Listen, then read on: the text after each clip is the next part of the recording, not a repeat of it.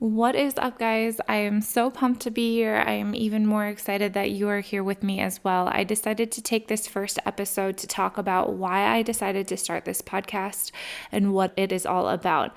Ultimately, this podcast is all about the stories that keep you stuck. Basically, the stories that tell yourself that you can't have, that you don't deserve, that you are incapable.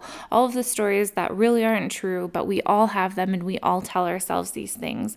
And I decided that this podcast was so necessary because sometimes we don't even know that we are telling ourselves these stories. We don't even know that we have them. And therefore, we assume that they're reality and we assume that they're unchanging. And what we don't realize is that we have absolute power over them as long as we recognize them, and recognizing them is basically the first step to changing it. About mid to end of the episode, I start to talk about the science behind this. So why and how your subconscious gets written when you were a little kid, and then how being in a stress state or in any kind of stress, boredom, anxiety, frustration, any kind of stress producing state will keep you in your subconscious programming, which is what somebody else wrote for you, not necessarily what you wrote for yourself. So without further ado, I hope that you enjoy this episode, and I cannot wait to see you next time.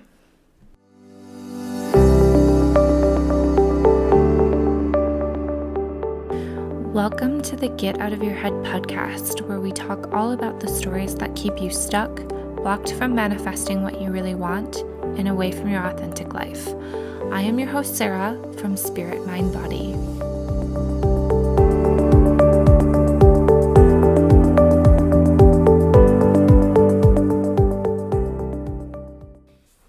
Hello and welcome. I am so very excited to be here. I am so very excited to be starting a podcast, and I am even more excited that you are here joining me. Starting a podcast has been a long time dream of mine, and so it's really, really cool to see it come to life, finally. If you don't know me, my name is Sarah. I started a little business called Spirit, Mind, Body, which is all about spirit, mind, and body alignment. If that sounds a little elusive for you, if you're like, what do you mean by alignment? This is what I mean. In a way, we all inherit lives and we start to live these lives that are actually not really our own. They are expectations of our parents or expectations of society or, maybe of our spouse. We live in a way that is for everyone else except ourselves. And we live lives that maybe are like unspoken expectations. We look up to the people that raised us, and so all of a sudden we start to have careers that are basically what our parents had instead of doing what would really fill us or make us whole, right? And when you're at that point where you need to do something different, and it just starts to pull at you, right? It starts to be, I can't stay at this job anymore, or I can't live life like this anymore. And so my whole mission is to empower you to live in alignment, or to live in a way that's authentic and true for you and not really for anybody else. I wanted to give you a little background. So I came to this because I started down this holistic health path several years ago. And like everybody else, I think, I started ask the question, what is health and how do we avoid disease? How can we live our healthiest, happiest lives? And I started by thinking that it was all in diet, nutrition, and exercise. And while those things are really important, what I have found over the years is that what is more important is living a life that's true for you. Saying yes when you really mean yes, and saying no when you really mean no. And every time we say no when we really mean yes, or yes when we really mean no, what we do is we compromise ourselves in a way that makes a state of stress in our bodies. And that in itself will contribute to disease more so than eating all the junk food in the world. And so I will get into, the specifics of stress and all that stuff later. But really quick, I just wanted to give you a little bit of background on my education. So I have a master's degree in biochemistry, and my undergrad was in chemistry. And I tell you this not because it's the focal point of my business or my work or what I talk about. However, the science behind things like this are so pervasive and they can explain so much. I think that it would be wrong to throw the proverbial baby out with the bathwater because I talk more about the spiritual things and the sciencey things. I think that they can really come together and help explain each other. And once they explain each other, then we can go about understanding it in a more holistic perspective. And then from there, we can start to heal these things and kind of make sense of them and work through them a little bit better. So I thought that it would be appropriate to take this episode to talk about some of the reasons why I started this podcast and then why we can, or how we can benefit from it. This podcast is all about getting out of your head, and it really is just what it sounds like. We get stuck in our head all the time with stories that circulate, and if you don't think you're stuck in your head, I will be here to tell you that maybe it's because you've been stuck in your head for so long that you don't know what it's like to be outside of your head. There was one time that I came to this where I kind of detached. I went on a trip for work, and it was so clear to me that I had been stuck in my head for so long, and I forgot to be in my body. Like, I forgot to be living. I forgot to be experiencing life in a way that we're supposed to be experiencing life. And instead I was ruminating, or I was stuck in my stories. And so this podcast is all about helping you break out of that cycle or break out of that spiraling stories. And I do this because when we get stuck in our heads, it's really hard to manifest the life we want. So by manifesting, what I really mean is calling in, making action, taking those steps to make things happen. So like I manifested this podcast. That's what I mean by manifesting. I manifested my business. What I don't mean by manifesting necessarily is sitting in the lotus position and envisioning money coming to you until you win the lottery. While I think that maybe that can happen in some cases, it is much more common to see manifesting as like your underlying motivations. It's getting in the right headspace in order to be motivated to do the things that you want to do. And really it's two parts. So it's manifesting is calling in the life you want, and then also removing the blocks that prevent us from having it, from believing that we can have it.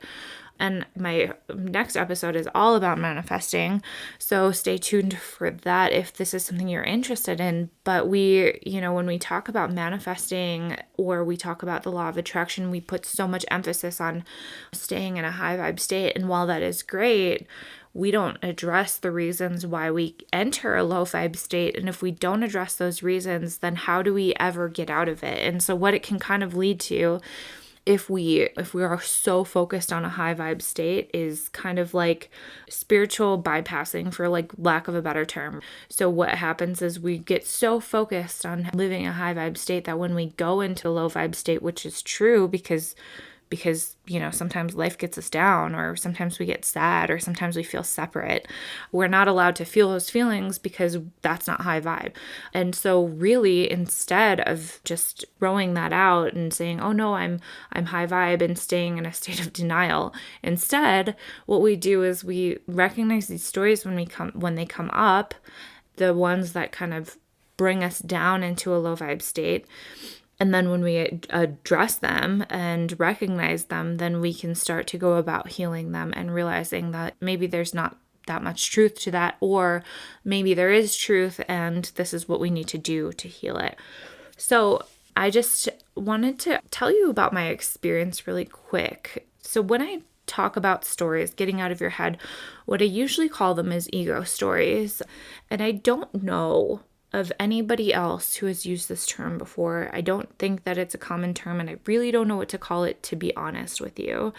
When I started trying to manifest the life that I wanted, something that came up was limiting beliefs. And so I think that ego stories could kind of be called limiting beliefs, but I also think that, it expands further than that. But what happened to me is that I would start to look at my limiting beliefs. And, I was raised in a really positive household, and I have a really positive outlook and a really positive mindset. But in a way, it blocked me from seeing my limiting beliefs for what they were. I was almost in denial. I was like, I don't have any limiting beliefs. So for instance, I would say I had a limiting belief that said something like, you can't make money by having your own business, you always have to work for somebody else, my conscious mind would be so loud that it would like overshadow my limiting belief. So before I had any chance for my limiting belief to come to surface, my conscious mind would be like, oh no, it's fine. Oh no, you can do anything you want. Oh, you're great. And while that's great to have, it doesn't mean that those limiting beliefs don't really operate under the surface. And they definitely did. And so I know when I was like, well, I don't have any limiting beliefs, I know that that wasn't true because everybody has limiting beliefs. And so I started to get really curious, and that curiosity kind of led to intense mindfulness about my internal state. And so the way that this kind of unfolded for me is, yeah, it started with limiting beliefs, but then I started waking up and saying, okay, well, most days I feel pretty good, but today I don't feel my best. And then I started getting really good at recognizing when was I in a state where I didn't feel my best. And this is what I would call a stress state. When I felt some level of discomfort or stress or whatever, then I would start to pay really close attention to my thoughts and those stories. And what I came to realize is that those states, a stress state, waking up on the wrong side of the bed, anxiety, a state of fear, a state of shame, just general boredom or discomfort of any kind will always lead me into a story. And those stories are what I term ego stories. And this came at a time in my life where I was actually starting to take personal responsibility for everything. Like, I was tired of my external world being not what I wanted. I was tired of my life not being what I wanted. And so I had tried to change my external world several times over, and it obviously didn't work. And so I took responsibility for everything. I was like, every single thing in my life is a product of my viewpoint or is a product of my making. And even though that can be kind of scary, I think, to some people, taking that radical responsibility, right? Even though that can be scary to some people, it was actually really empowering for me. And so because I was able to question basically everything that I was telling myself. And so because I was taking responsibility for my mindset and everything like that, then I kind of came around to recognizing these stories as stories. And what I started to do is I actually started to share them on social media. And what I started to find through feedback is that people were really identified. Like, this was resonating with a lot of people. We all have some kind of similar story. We have ego stories that perpetuate. And for some reason, we all have some version of this. There are so many versions of these stories, but they basically can be categorized and organized, and they're almost archetypal, meaning there's a common framework that identifies these stories across the board. We can look at these stories and we can see, okay, there's a victim story. The victim places blame or says it's somebody else's fault. There are several stories of the inner child. The inner child says something like, I was disadvantaged, life isn't fair, somebody needs to love me, or somebody needs to take care of me or meet my needs, and it's not up to me, it's up to somebody else. There's a story of your inner saboteur that tells you that you should trade in what your soul is calling you to do for momentary attachments that feel good. You should watch Netflix instead of create from your soul. There's a story of your inner critic that can be super destructive when it's directed inwards, and can be equally as destructive when it's directed outwards to the people that you love the most. There are stories that tell you that you need to compete or look to the external world for validation. There are stories that tell you that you need to be something or some other way than you are in order to gain praise and approval. There are stories that tell you that you need to set somebody else straight, or that they need to have the same beliefs that you have. There are stories that tell you that you need to have more control, and so you go about controlling the outer world instead of your inner world. There are stories that tell you that you cannot surrender to the unknown because that is not safe for you, and what would happen if you did that. There's stories that keep us out of present time. There are stories that keep us in competition. There are stories that tell us that we're not good enough, enough, we're not worthy enough, and on and on and on. And here's the thing is that these stories are so hard to spot, especially in the moment, because your story never feels like a story. It actually feels like reality. When I tell myself that it's somebody else's fault, I don't think to myself, oh, that's a story and that could be true, but that also it could be my fault. What I think to myself is it's truly somebody else's fault. I actually believe that it is somebody else's fault that I am the way I am, and I actually believe that it's up to them to fix it in order for me to be okay. But here's what I know is that our separation, the way that we think that the world is against us, and the way that we tell ourselves it's too hard, or that it's not enjoyable, or that something outside of us needs to fill us, something needs to happen in order for us to be okay, all of those stories are illusions. It is my belief that we are intensely connected, and we are constantly trying to get back to source, and we are constantly looking for that connection, and that lack of connection, or that seeming disconnection that is an illusion ultimately, is the source of our discontentment. But because we are so captivated by this illusion that we are separate, we think that we need to do things that will make us better than or help us survive in some way. And that in itself, I would say, is a construct or a manifestation of the ego, trying to survive, thinking that you need to prove yourself or prove your worth or prove your validation. So here's the thing though, even though these stories are not true, and even though they do block us from living out the life that we want, because they basically tell us that the world is a scary place, and that if we were to live out the life that we want, it would be too risky, and that would in some way threaten our survival. The thing is that these stories are actually really beneficial to our ego. They help preserve our sense of self. It's almost like there are advocates. It's almost like somebody stood up for you on the playground and said, hey, no, this is not your fault. It's actually, these stories are really helpful to us because they help us. They stand up for us. They're like our little cheerleaders, but they're not helpful. And when we subconsciously attach to these ego stories that say, maybe it's somebody else's fault, or that somebody else outside of us needs to love us, or that we need to keep up with the Joneses in order to be good enough, that is essentially what will keep us out of alignment. So I wanted to talk about how this works from an evolutionary standpoint. Because like I said, when we can understand it, it kind of brings different perspective. And I think that it helps demystify the inner workings or the workings of these things a little bit. So your subconscious is basically a program that was built when you were a little kid. So when you're ages 0 to 6, your brain operates at this frequency of an alpha and theta wavelength, which essentially just means that you're like in a dreamlike or hypnotic state.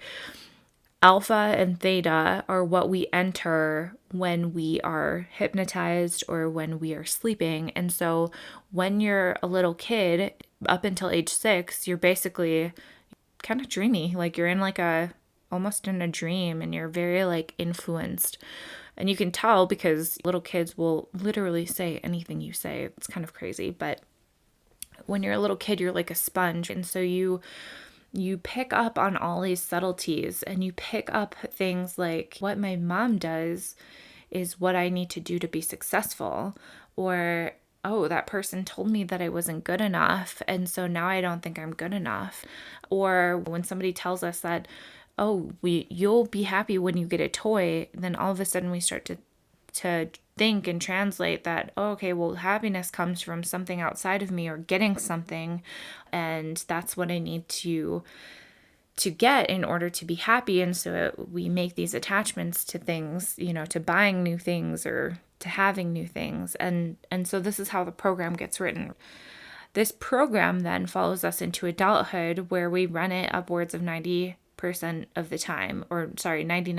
time. So I think typically they say that your subconscious is running 90 to 95%, but it can be up to 99%, if that makes sense. So Here's the thing, is it doesn't take a lot of energy to run, and it is what goes on in the background automatically all the time. If you've ever spent any time meditating, or you find yourself telling yourself a story, like it's like the constant tape that just runs and runs and runs. It's constantly analyzing, it's constantly looking at the world, trying to make sense of the world, fit it into your own framework in order for you to operate or to know what to do with it.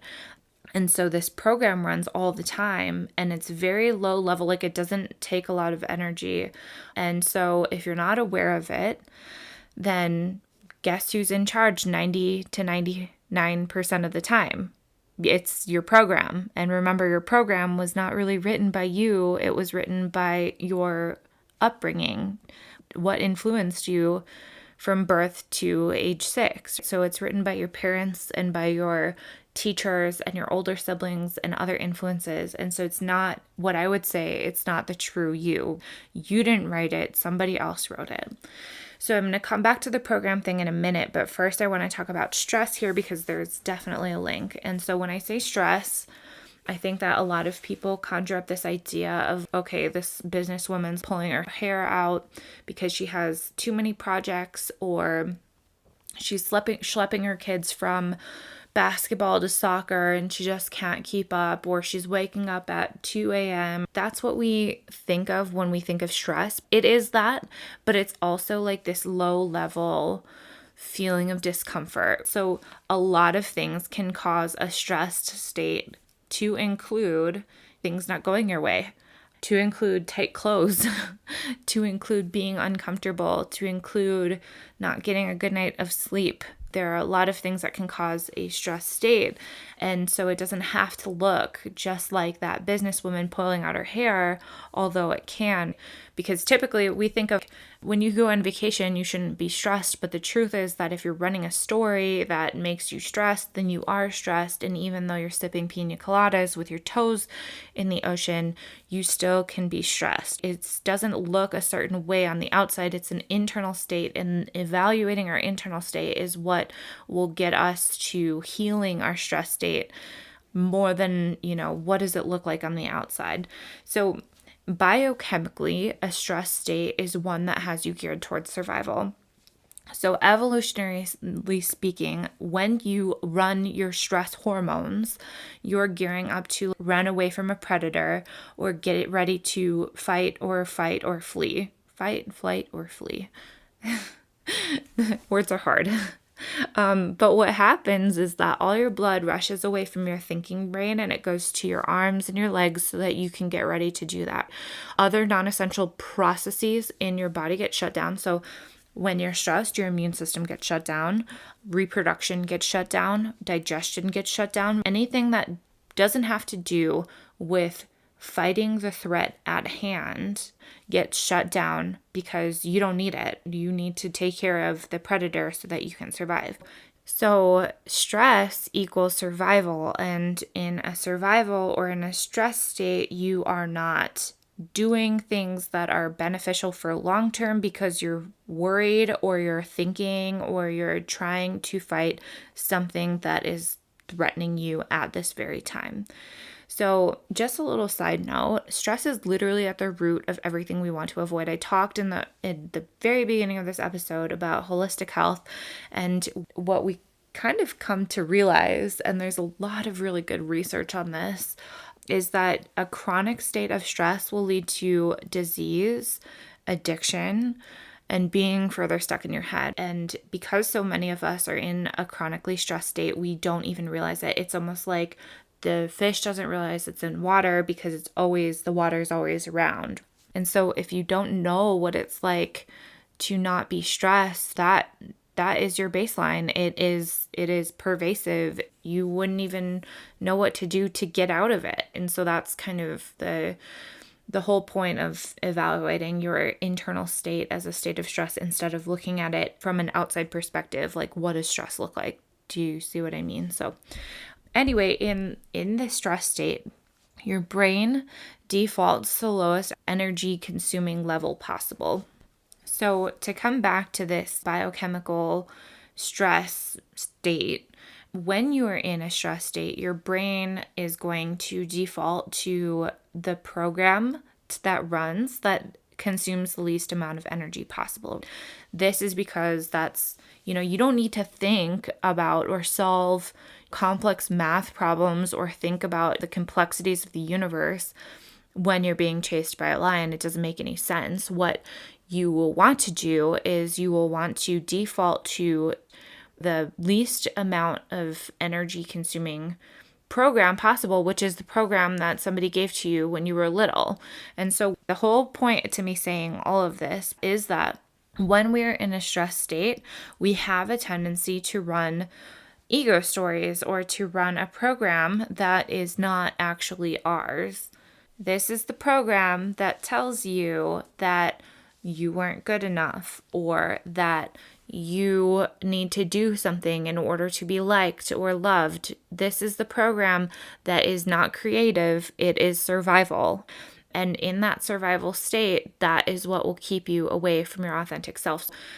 So, identifying ego stories keep us into a stress state because ego stories will tell you that the world is against you. Your ego is a survivalist. And so your ego tells you stories that say you need to compete with somebody or you need to do this in order to be happy. And when we are in our ego story, it perpetuates. It's like a vicious cycle. An ego story triggers our survival state, which triggers our stress, which triggers another ego story. And that's how we basically stay stuck in a box.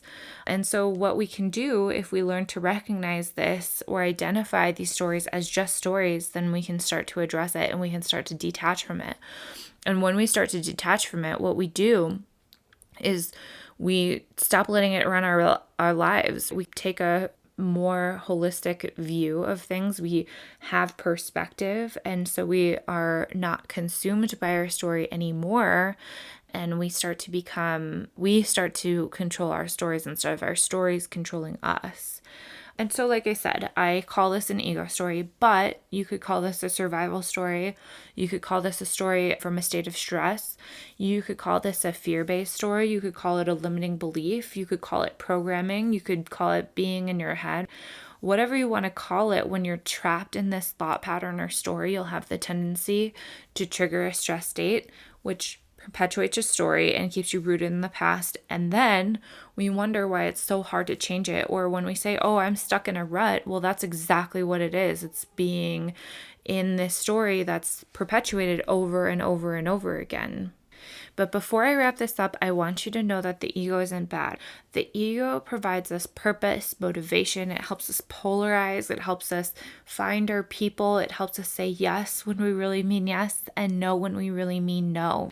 The ego is the part of us that has the ability to walk away from things that are bad for us. The ego is the part of us that says, like, hey, I'm really good at biochemistry and I'm really good at talking about things of the spirit, but I'm really bad at talking about football. Stories are only bad when they go unchecked, when they have been given to us and we haven't challenged them. We claim them as ours without even realizing it. So, like I said, the whole point to this is to help you identify these stories so that you can decide for yourself if they serve you or if you'd like to let them go. And when you get to choose your stories instead of having your stories choose you, then that's when you can start to cultivate this life that you really want.